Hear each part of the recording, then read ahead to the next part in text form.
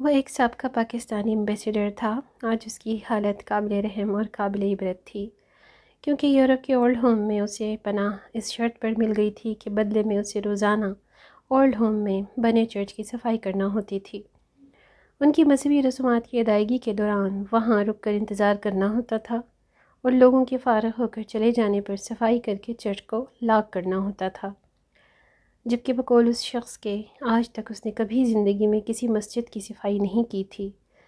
آپ بھی سنیں اس کی کہانی اسی کی زبانی۔ میں اپنا حقیقی نام ظاہر کرنے سے معافی چاہتا ہوں، میرا فرضی نام شکیل بیگ رکھ لیں۔ میں ایک مڈل کلاس گھرانے سے تعلق رکھتا تھا۔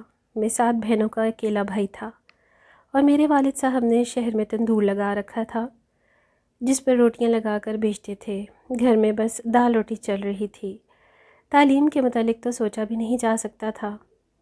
دال روٹی بھی ایسے کہ ہمارے تندور پر جو روٹی کسی وجہ سے خراب ہو جاتی یا جل جاتی تو اسے میرے والد صاحب ایک طرف کر دیتے اور رات تک ایسی جتنی بھی روٹیاں جمع ہوتی ان کو گھر لے آتے۔ عید کے مواقع پر لوگ خوش ہوتے، مگر ہمارے گھر میں سوگ کی کیفیت ہوتی، کیونکہ ان دنوں میں لوگ تندور سے روٹی کم خریدتے تھے، بلکہ گھر میں ہی اپنی من پسند کی چیز بنا کر کھا لیتے تھے۔ خیر، وقت گزرتا ہے، سب سے آخر میں میرا جنم ہوتا ہے۔ گھر میں پہلی اور واحد خوشی میری پیدائش پر منائی گئی۔ مجھ سے چند ماہ بعد میری خالہ کی گھر بیٹی پیدا ہوئی جس کا نام مہنور وسیم رکھا گیا۔ میری خالہ کے حالات اچھے تھے، ان کے شوہر کی ذاتی پرچون کی دکان تھی، اولاد کے نام پر محض ایک بیٹی تھی، لہٰذا گھر کے اخراجات بھی کم تھے۔ میری خالہ نے میرا اور مہنور کی تعلیم کا خرچ اپنے ذمے لے لیا۔ یوں میری تعلیم کا سلسلہ شروع ہو گیا۔ میں نے اور مہنور نے میٹرک تک ایک ساتھ پڑھا۔ فیملی کے تعلقات بھی اچھے تھے، پھر ہم دونوں آپس میں کزن بھی تھے۔ ہم دونوں کو ایک دوسرے سے بہت لگاؤ ہو گیا۔ جوں جوں ہم جوانی میں قدم رکھتے گئے ہماری قربت بڑھتی گئی۔ خیر، میٹرک میں ہم دونوں نے بہت اچھے نمبروں سے پاس کیا، اور اس کے بعد خالہ نے مجھے مزید تعلیم دلوانے سے یہ کہتے ہوئے معذرت کر لی کہ اب وہ بڑی کلاس کا خرچہ 2 بچوں کا برداشت نہیں کر سکتی، کیونکہ وہ اپنی بیٹی کو شہر کے اچھے پرائیویٹ کالج میں تعلیم دلوانا چاہتی ہیں۔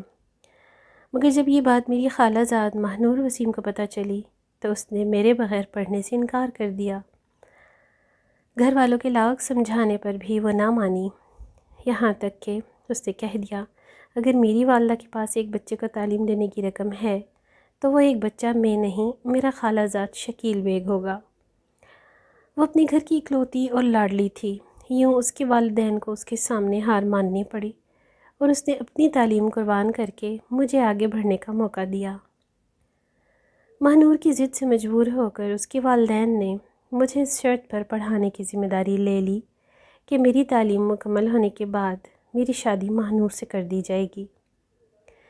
کہیں نہ کہیں میرے دل میں بھی نور کے لیے جگہ موجود تھی۔ میرے والدین نے بنا مجھ سے پوچھے مہنور کے والدین کی شرط مان لی، اور میری تعلیم کا سلسلہ شروع ہو گیا۔ میں نے بہترین نمبروں کے ساتھ لاہور کے معروف ادارے سے فارن افیئرس میں ماسٹر کیا اور پھر ایم فل کیا۔ اس کے بعد میری شادی مہنور سے ہو گئی۔ نور میرے لیے خوش قسمتی کی دیوی ثابت ہوئی۔ میں لاہور کے اسی ادارے میں پروفیسر لگ گیا جہاں سے کبھی تعلیم کی تھی۔ مہنور کی سپورٹ سے میں نے CSS کی تیاری کی اور الحمدللہ CSP آفیسر بن گیا۔ میری کامیابیوں کی سب سے زیادہ خوشی مہنور کو تھی، مگر نہ جانے کیوں جب میں CSP آفیسر لگ گیا تو مجھے مہنور کو بطور ہمسفر دیکھ کر اچھا نہ لگتا، کیونکہ میرے تمام دوستوں کی بیویاں یا تو کسی اعلیٰ عہدیدار یا سیاسیوں کی بیٹیاں تھیں یا پھر خود کسی اعلیٰ عہدے پر فائز تھیں۔ مہنور کے کم تعلیم یافتہ ہونے پر مجھے کوفت سی ہونے لگی اور میں اسے زندگی سے نکالنے کا سوچنے لگا، مگر اسے نکالنا اتنا آسان نہ تھا، کیونکہ نکاح نامے میں نور کی طرف سے یہ شرط درج تھی کہ میں اس کے ہوتے ہوئے دوسری شادی نہیں کر سکتا، اور طلاق کی صورت میں اس موجودہ وقت کی اپنی ساری دولت میں اسے دے دوں گا۔ جب یہ شرائط رکھی گئی تھیں تب میں اس کے احسان و تلے اس قدر دبا ہوا تھا کہ مجھے یقین تھا میں کبھی بھی اسے نہیں چھوڑوں گا۔ اس لیے تب اس کے والدین کی طرف سے رکھی گئی ہر شرط کو من و عن تسلیم کرتا گیا۔ مگر جب اب مجھے اس کی ضرورت نہیں تھی، میں اس سے جان چھڑانے کا سوچ چکا تھا۔ مجھے سوائے اس کی موت کے اور کوئی صورت نظر نہیں آتی تھی، لہٰذا میں اپنے اداروں میں کامیاب نہ ہو سکا۔ خیر، اسی دوران مجھے وزارت خارجہ کے تحت مختلف ممالک میں موجود پاکستان کی ایمبیسی کے اندر مختلف عہدوں پر کام کرنے کا موقع ملا۔ اسی دوران یورپ کے ایک ملک میں میری ملاقات ایک پاکستانی لڑکی سے ہوئی جو یورپ کی کسی ایئر لائن میں بطور ایئر ہوسٹس کام کرتی تھی۔ وہ لڑکی بھی میرے عہدے اور شکل و صورت سے مروب تھی، جبکہ میں بھی اس کے عہدے، دولت، اداؤں اور حسن سے مروب ہو چکا تھا۔ وہ میری زندگی میں آنے کے لیے اس صورت میں راضی تھی کہ میں ماہنور کو اپنی زندگی سے نکال دیتا،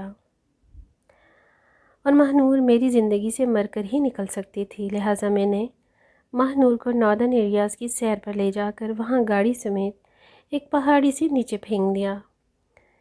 یوں اس کی موت ایک حادثاتی موت بن گئی۔ اس کی موت کے بعد اس کے والدین بھی اسی صدمے سے چل بسے، اور میں نے ایئر ہوسٹس جس سے نام ارم جعفر تھا اسے شادی کر لی۔ ارم جعفر نے شادی کے بعد سب سے پہلے مجھ سے میری جاب چھڑا دی اور مجھے لے کر یورپ سیٹل ہو گئی۔ شادی کے 3 سال بعد ہمارے گھر پہلی اولاد بیٹا ہوا، اور بیٹے کی پیدائش کے بعد میری ڈیوٹی فقط بچہ سنبھالنا ہو گئی۔ میں ایک سابقہ CSP آفیسر گھر میں محض ملازم بن کر رہ گیا۔ اسی دوران میری بیوی کے تعلقات ایک اسرائیلی پائلٹ سے بن گئے جو بعد میں جسمانی تعلقات میں بدل گئے۔ میری بیوی بن طلاق لیے مجھے چھوڑ کر اپنے بوائے فرینڈ کے ساتھ چلی گئی، اور بچے کی ذمہ داری بھی مجھے اٹھانی پڑ گئی۔ میں نے جیسے تیسے محنت مزدوری کر کے بچے پرورش کر لی تاکہ بڑھاپے میرا سہارا بن سکے، مگر افسوس وہ بجائے میرا سہارا بننے کے اپنے کالج کی تعلیم سے فارغ ہوتے ہی مجھ پر ہاتھ اٹھانے لگا، تشدد کرنے لگا۔ ایک بار میرا بیٹا مجھے جوتوں کے ساتھ مار رہا تھا کہ میں بیرونی دروازے کی طرف بھاگا اور سیڑھیاں اترنے لگا تو میرا پاؤں پھسل گیا، میں سیڑھیوں سے گرا اور میری ٹانگ ٹوٹ گئی۔ میرے بیٹے نے میری خبر تک نہ لی۔ مجھے علاج کے بعد میری خواہش پر اولڈ ہوم منتقل کر دیا گیا، جہاں آج میں صحت مند ہونے کے باوجود اس شرط پر مقیم ہوں کہ مجھے روزانہ چرچ کی صفائی، مہمانوں کی تواضع اور ان کی مذہبی رسومات کے دوران ان کی ضروریات کا خیال رکھنا ہوگا۔ یقین کریں، میں نے آج تک مسجد کی صفائی نہیں کی، مسجد اور نمازیوں کی ضروریات کا خیال نہیں رکھا۔ آج میرے خدا نے مجھ سے غیر مسلموں کی عبادت گاہوں کی صفائی کرا لی ہے۔ میں آپ لوگوں کو اپنی کہانی میں کچھ سبق دینا چاہتا ہوں۔ جو شخص آپ کے لیے اپنا مستقبل قربان کر دے، کبھی اس شخص کے ساتھ احسان فراموشی نہ کریں۔ نمبر 2، عہدے کی اکڑ میں رشتوں کا تقدس کبھی نہ بھولیں۔ نمبر 3، انسان کی جان کبھی نہ لیں۔